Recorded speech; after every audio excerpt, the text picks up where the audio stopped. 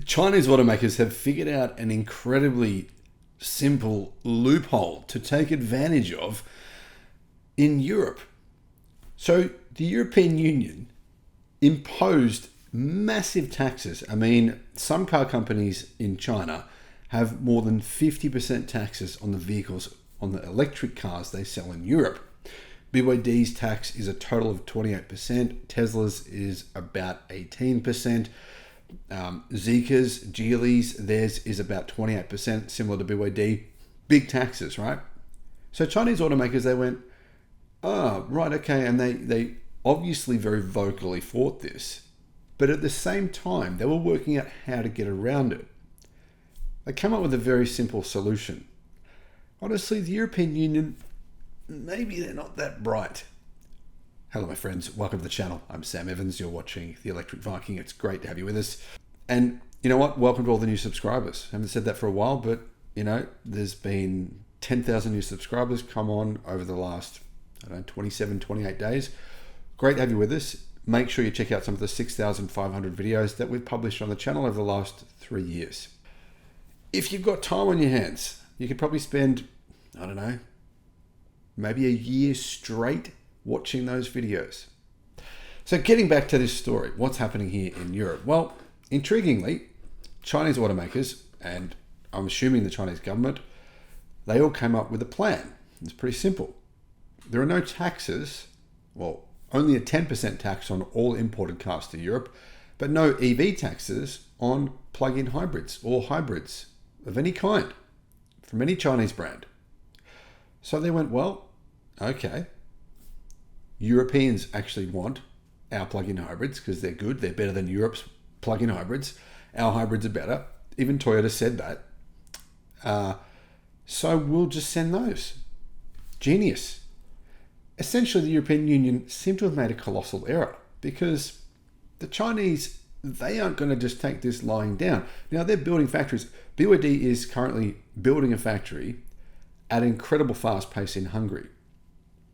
It's going to be a place where they basically put together, reassemble cars, knock down kits, they'll reassemble them in Hungary and sell them, and they won't have to pay any tariffs. They won't even have to pay the 10% tariff that American car companies, all car companies have to pay anyway on all imported cars. They'll pay zero. In addition to that, they're actually building a factory, I believe, in Turkey as well. There's numerous automakers planning this. But in the meantime, well, plug-in hybrids are coming, flooding the European car market.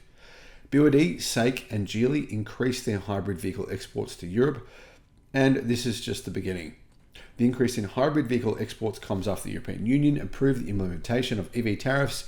The tariffs came into effect in October, with the media is saying a maximum of 45.3%, but of course there is also the additional 10% tariff for all makers that applies on top of that, meaning the maximum is actually 55.3% tariff. And that applies to car manufacturers who won't fully expose their bank details. I mean, give them bank records, give them all details about their company. Tesla did this because they didn't want to pay these tariffs. But some automakers in China are like, no, we're not doing that. We'll pay the tariff, or we won't sell cars in Europe. Or hang on a minute. You're not putting a tariff on hybrids, plug-in hybrids, any kind of hybrids. All right, well, we'll just sell Europeans those then. Europe and China have been negotiating a potential compromise to tariffs where both countries can benefit. Basically, China is putting its own tariffs on European products, wine, meat, all kinds of things. They're like, well, that's fine. We buy more from you than you buy from us. Crucial point. We buy more from you than you buy from us, said China to Europe. Therefore, we'll put tariffs on anything you're selling to us. Therefore, it looks as though this might hurt Europe more than it will hurt China. Now, I'm not doing this, I'm not reporting on this to say, haha, this is great, my best buddies in China are winning. I'm just telling you the facts here. I don't feel that way at all. It's just reality. China has filed a complaint with the World Trade Organization about the EU's EV tariffs. Now, Europe is fighting that complaint, apparently, with the World Trade Organization. I don't know how this will play out. But really, the Chinese are not stupid. They will make sure that they succeed. And like I said, they are building factories now in Europe where they'll basically just rebuild vehicles that are the complete vehicles in Europe. There'll be factories where they just do what the Volkswagen Group have been doing in India, which is order all the parts in and just kind of put them together. Assembly factories. That's one way they get around it. But the other way is sell lots of plug-in hybrids and lots of hybrid vehicles to people in Europe who do want those cars as well.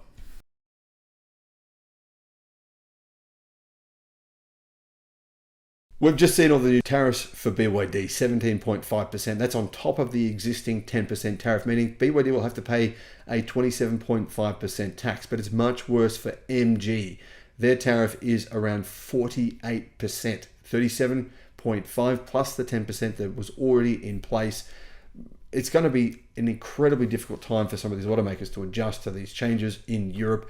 However, China says that these tariffs won't halt its EV expansion.